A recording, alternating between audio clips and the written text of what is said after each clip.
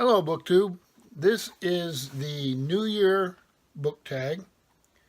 I saw it this evening when I got home from work on Steve Donahue's channel, and he insisted that everyone give it a shot or make a video about it. And when Steve speaks, we listen up here in New England. So he saw it on Wild Reads.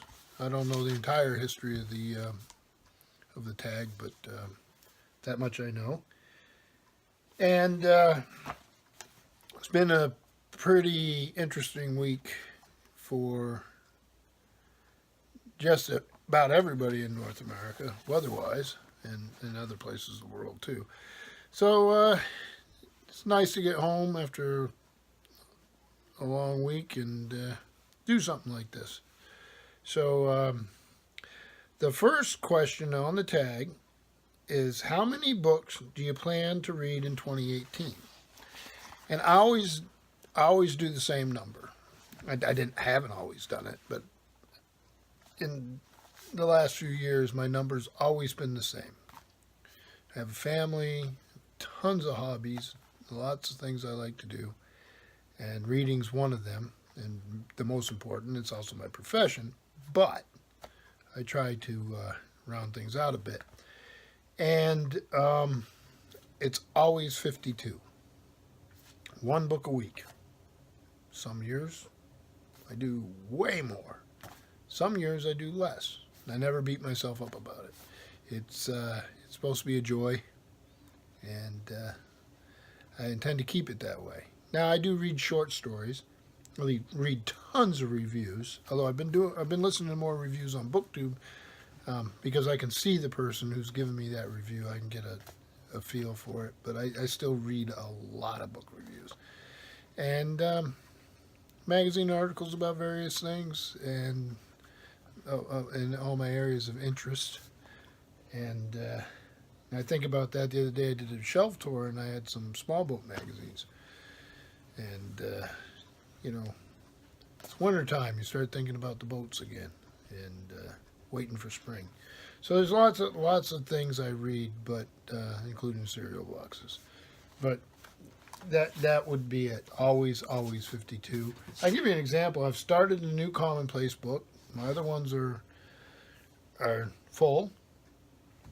So this is an example of how many books I read per year. You'll see it goes up and down.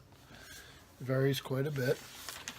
But these commonplace books fill up faster now because of BookTube. So when a tag's done, I'll write down the questions.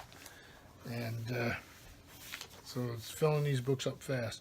So number 2 is, name 5 books that you didn't get to in 2017, but want to make a priority in 2018. Now, I'm reading right now, and it came out in 2017, is Leonardo da Vinci. About, you can see right there. I was a third of the way through, and somebody from my library wanted to read it, so you give it to them. That's the priority. And then I just got it back, so I'll pick up. See, I'm on the scientist chapter right here. I'm a big fan of Walter Isaacson. Let's see if I can do this without making a mess. You can tell it's the week's over. I'm reading for probably the 8th time, and I picked it up tonight before my shift was over. And I picked up Jubal Sackett again. I think it's because I heard Todd, the librarian, make a comment about Louis L'Amour. Thanks, Todd. And I've got this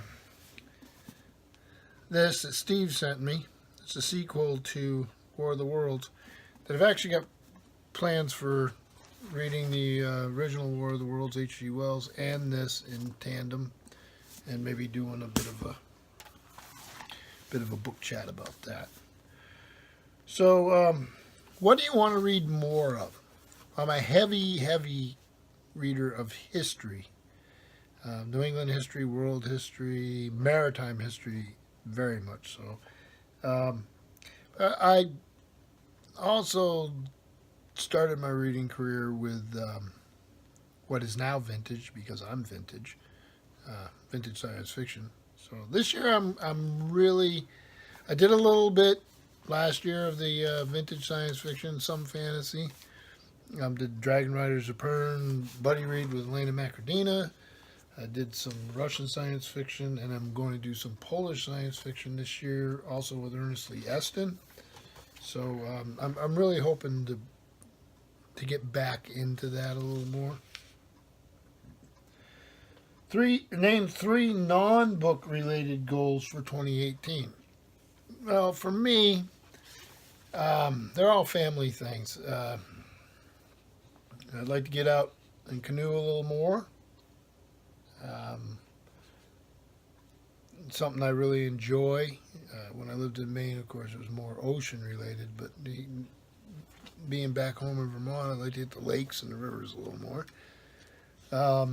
I'd like to, I should be snowshoeing. I've got the weather for it, something I love to do. Probably doing some pretty heavy snowshoeing because I got a project going on Tuesday with a outdoor planning type commission. We're going to head out in the forest.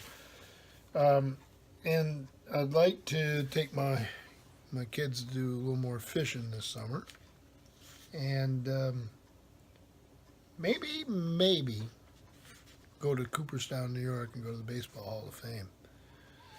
And Steve Con. So, number 5. What's a book that you've had forever that you still need to read?